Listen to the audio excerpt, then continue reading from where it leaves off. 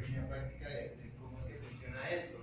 Entonces, en la parte teórica, siendo un poco breve, vamos a ver pues, 3 puntos, que es serverless, sus beneficios y algunos proveedores que pues, nos permiten trabajar con este tipo de tecnología. Bueno, para empezar, ¿qué es serverless? Bueno, como su nombre lo dice, sin servidores, literalmente, pero no es que esto sea o esto funcione sin servidores, sino que el nombre está más enfocado a la forma en que se trabaja, ya que si lo vemos desde el punto de vista de los programadores, de los desarrolladores, pues ya solo se preocupan de estar escribiendo el código y ya no tienen que estar viendo pues o preocupándose por la administración de un servidor. Eso ya es como que se encargue el que nos provee el servicio. Entonces es por eso que viene el nombre de serverless, que viene siendo sin servidor, pero literalmente no es que se trabaje sin servidores. Los servidores siguen existiendo,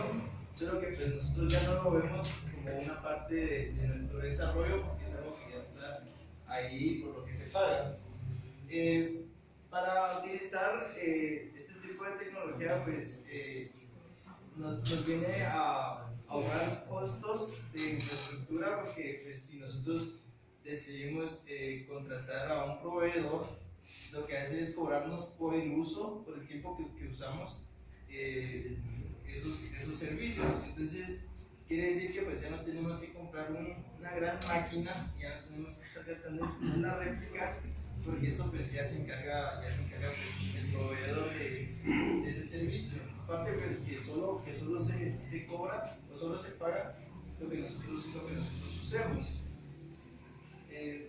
Otro beneficio de esta tecnología es que nos permite hacer, o la estructura va enfocada en hacer procesos pequeños para que la programación pues, se haga en partes. Esto pues, viene a facilitar la escalabilidad de los proyectos y nos permite hacer un rollback un poco más fácil al momento de que exista alguna falla. Entonces, entre los proveedores que pues, iniciaron con esto, pues tenemos aquí a Amazon, que fue el primero que salió con esta tecnología. Después tenemos a la parte de Microsoft, pues, que siempre está ahí presente en la competencia, y también tenemos a Google. O sea, cada proveedor pues, siempre busca que uno siga consumiendo sus propios productos. Entonces, la particularidad de cada uno es que, por ejemplo, Amazon es muy compatible con los propios servicios de Amazon, igual que Azure pues, trabaja con .NET y pues, facilita bastante la vida cuando se sigue trabajando con los mismos productos de Microsoft. Y Google pues, también ya está ahí empezando a salir, que al inicio pues, solo salió con JavaScript, pero también está como ampliando los lenguajes que quiere soportar. Pues igual está pues, da las facilidades para conectarse con todos los servicios que Google pues, nos brinda estos días. Entonces, pues esta es la parte teórica de serverless, y ahora vamos a pasar a la práctica. Bueno, vamos a iniciar esta parte práctica en la cual vamos a subir una lambda al servicio de Amazon Web Services.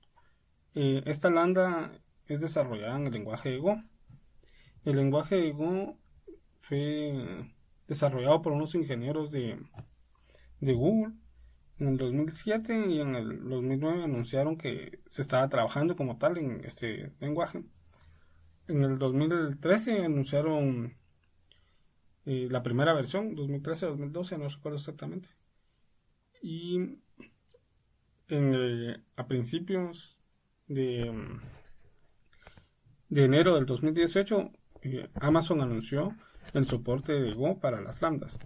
La ventaja que se tiene en el lenguaje de programación Go es que, digamos, a comparación de otros lenguajes, por ejemplo, si se desarrolla en Java, nosotros generamos como un ejecutable un .jar, por ejemplo, y para ejecutarlo en otra máquina, ese jar vamos a necesitar tener Java instalado, ¿verdad? Para poder ejecutar el punto .jar. Y si desarrollamos en Windows, también necesitamos, digamos, obviamente si desarrollamos en Windows, tenemos el ejecutable en .exe y solo lo podríamos ejecutar en Windows. Para ejecutarlo en Linux podríamos instalar Wine, pero a veces esto no es tan funcional.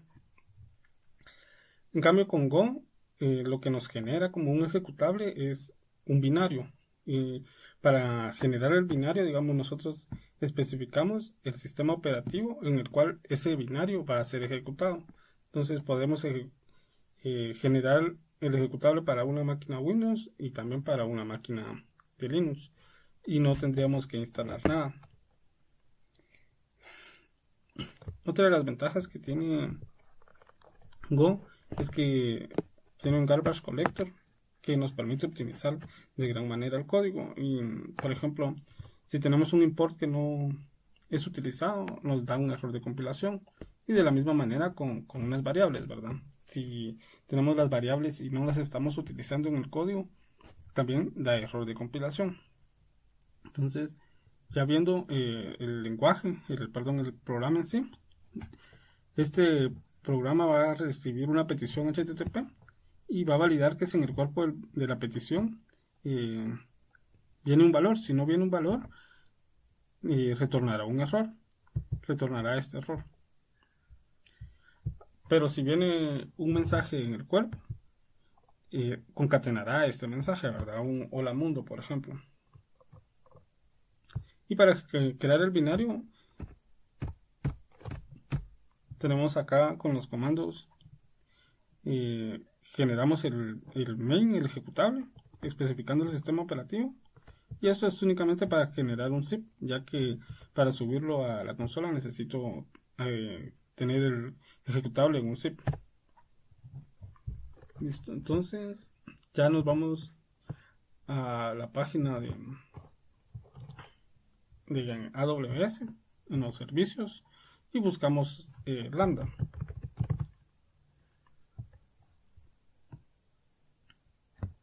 Acá nos enseña cómo crear una función.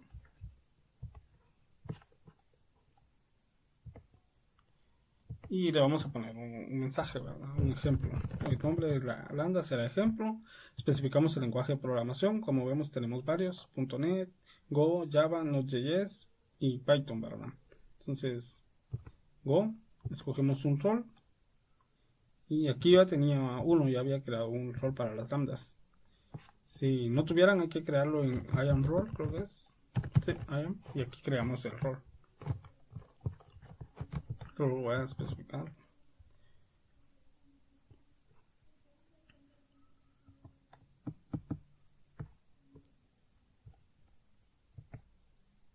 Y el único rol que tengo creado es rol de lambda. Y el único permiso que tiene es ejecución de lambdas, ¿verdad? No hay más. Entonces tendríamos que crear un rol para tener acceso a ejecución de lambdas. Y este ya se lo asociamos a la lambda. Es lo que nos está pidiendo. Continuando con esto, ya solo le damos crear función.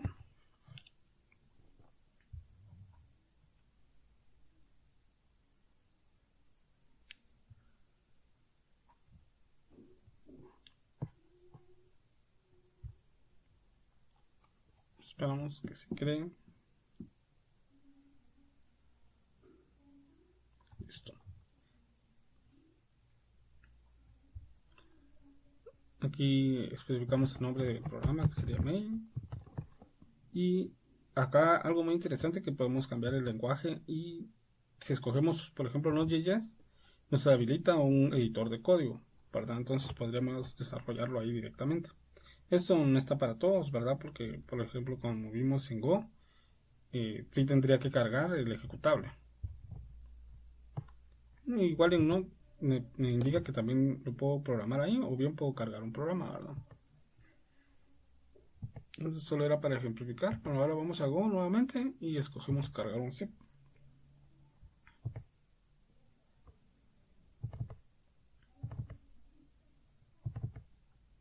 En seminario escogemos el main zip que acabamos de crear. Listo. Ahora lo que tendríamos que realizar, bueno, les voy a explicar un poco esto. Esto es para agregar variables de entorno y en el programa las podamos utilizar, ¿verdad? Y estas tags nos pueden servir para identificar datos, digamos, de cobros. Nos podría servir para eso, para las lambdas con tag, las podríamos agrupar en unos informes. Acá en la configuración básica nos pide la memoria, lo mínimo es 128 y lo máximo son 3 GB, ¿verdad? Entonces le vamos a poner 128 y el timeout. Este timeout es porque si nuestra lambda se tarda más de 15 segundos en responder, nos generaría Amazon un mensaje de error inmediatamente, ¿verdad? Por el momento en esta solo sería esto necesario. Le vamos a dar grabar.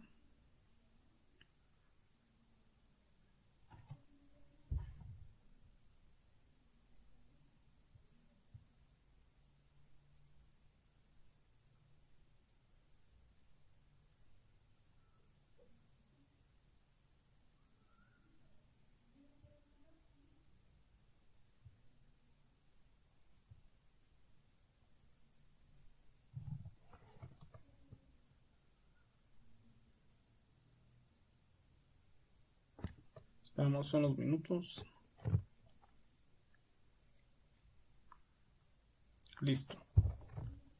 Ya que tenemos la lambda cargada, lo que podríamos hacer es generar una prueba, ¿verdad? Y aquí test. Vamos a crearlo. Y le damos directamente a ejecutar el caso de prueba que cargamos. Aquí nos dio error. Y está devolviendo el error que está en el programa, ¿verdad? Ya que no es una petición HTTP lo que estamos enviando directamente. Acá nos tiene cierta información de cuánto duró la lambda, el máximo de memoria utilizado y el tiempo que se nos cargó en la facturación, ¿verdad? Esto lo vamos a ver un poco más a detalle más adelante.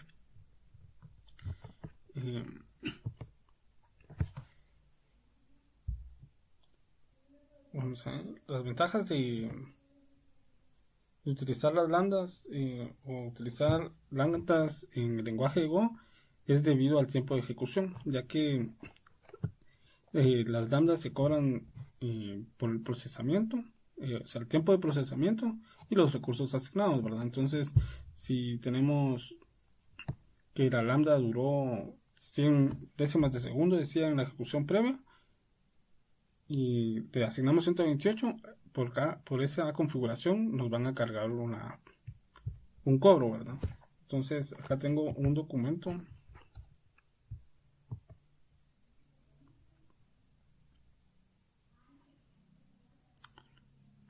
de cobros donde tenemos a detalle lo mencionado, ¿verdad?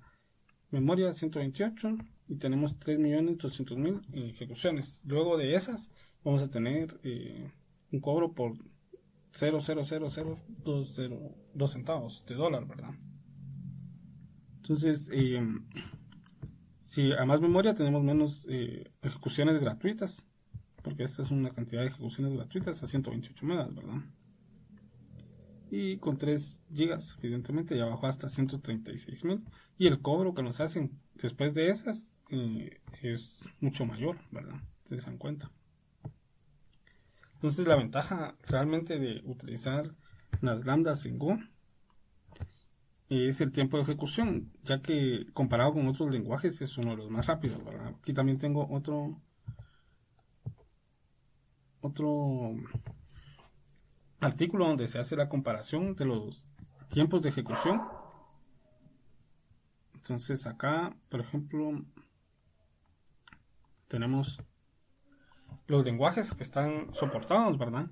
Y por ejemplo tenemos que en Python dura 0.52 segundos una ejecución en frío. En frío se refiere a que las lambdas cuando se ejecutan por primera vez en el día, por ejemplo, levantan la máquina virtual, luego levantan el programa y como tercer paso ejecutan nuestro programa como tal, ¿verdad? Nuestra lambda, nuestra petición. Y si en el transcurso de una hora, por ejemplo, no se vuelve a llamar, esa máquina virtual donde está cargada la lambda se cae, o mejor dicho, se apaga, ¿verdad?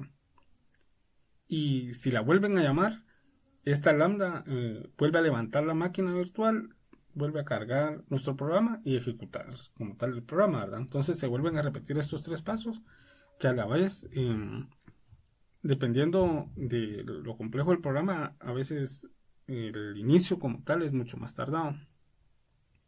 Y por ejemplo, si se llaman antes de que se haya apagado la máquina, ¿verdad? Ya no se tiene que volver a encender y solamente procesa nuestra petición, lo que vale es mucho más rápido. Entonces, en arranque en frío, digamos, dura 0.52 para Python, para Go es 0.75. Y sube un poco, ¿verdad? Pero luego, si se dan cuenta, para .NET es 1.15 segundos. Y finalmente para Java es el que dura más. Entonces, si nos damos cuenta, está Python, Go, Node.js. Y eso era con 128. Luego, con 1 GB de RAM, tenemos que igual Python es el que mantiene el mejor tiempo. Luego tenemos a Go siempre. Y Node, que se le acerca un poco. Pero .NET y Java siguen estando rezagados, ¿verdad? Y finalmente con los 3 GB, siempre Python a la cabeza y los otros se le acercan un poco, pero igual ya son 3 GB asignados, ¿verdad? A esa función, lo cual nos tendría un impacto en la facturación de las ejecuciones, ¿verdad? Ya que acá también hay que tomar en consideración la tablita de costos. Entonces, esa es una de las razones por la cual se utiliza Go, digamos, ya que el tiempo de arranque en frío es bastante bajo y no consume muchos recursos, ¿verdad? Entonces, continuando con la AWS, acá ya tenemos la función cargada, pero aún no nos es funcional debido a que no la podemos mandar a llamar, ¿verdad? Y para mandarla a llamar, nos la mandamos a llamar por medio de eventos. Y los eventos, en este caso, va a ser una petición HTTP, pero pueden ser otros, ¿verdad? Pueden ser cuando un archivo del S3, que es un manejador de documentos, digamos, podría ser como un Dropbox, sufre algún cambio. O sea, cuando en una carpeta del S3 se almacena un documento o se elimina, dispara una petición. Pero en nuestro caso, como dije, es una petición HTTP. Entonces utilizamos el API Gateway.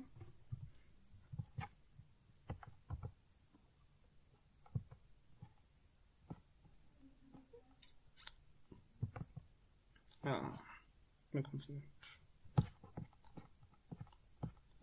Le crear ejemplo, pero bueno. Creamos nuestra API y le ponemos ejemplo. Descripción no importa, la descripción tampoco importa. Listo. Aquí vamos a crear un método bien, Postgres.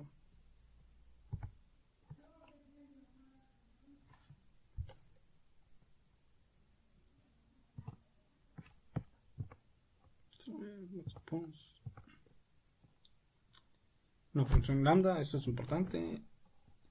Y le tenemos que poner que tiene una integración con lambda, ¿verdad? Ya que así interpreta la respuesta y la petición. Esta región depende de lo que tengamos seleccionado acá, ¿verdad? En la información de nuestro usuario, ya que no lo he cambiado, sería US 2, que es el mismo, ¿verdad? Especificamos el nombre de nuestra lambda, ejemplo, ¿no? Listo. La grabamos.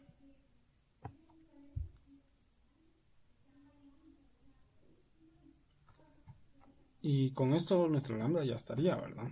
Lo que nos quedaría realmente es hacerle un deploy a este API Gateway que nos daría el endpoint para consumir el servicio HTTP. Entonces le damos deploy, generamos un nuevo ambiente, por ejemplo damos deploy y este nos genera una URL. Vamos a dar copy link y en el caso voy a usar el Postman para consumir el servicio, y aquí solo le tengo la URL en el body y enviando un mensaje, ¿verdad? Y aquí tendríamos el mensaje que nos generó, ¿verdad? Hola mundo 2. Este mensaje quiere decir de que estamos consumiendo bien esta lambda, ¿verdad? Si no le envío nada, nos devuelve el mensaje de error.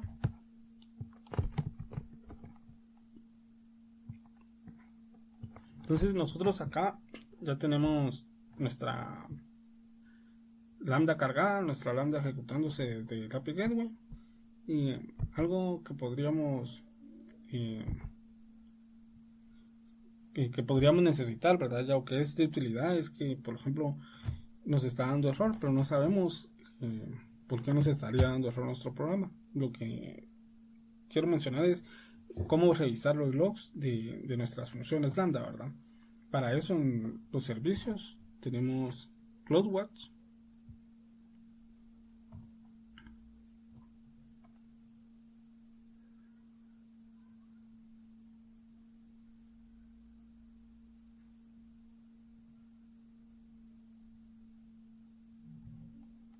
Y acá le damos en el lado de logs, ¿verdad?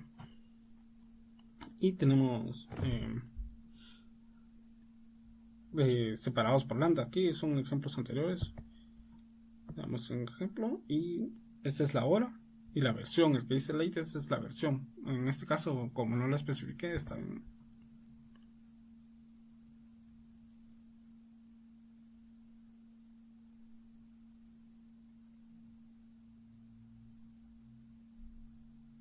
Entonces aquí tenemos nuestra petición, ¿verdad? Que no enviamos nada. Y siempre nuestro tiempo de coro, ¿verdad? 1.34 milésimas. Memoria máxima, 20 megas de los 128 asignados, pues es más que suficiente realmente. Y por ejemplo,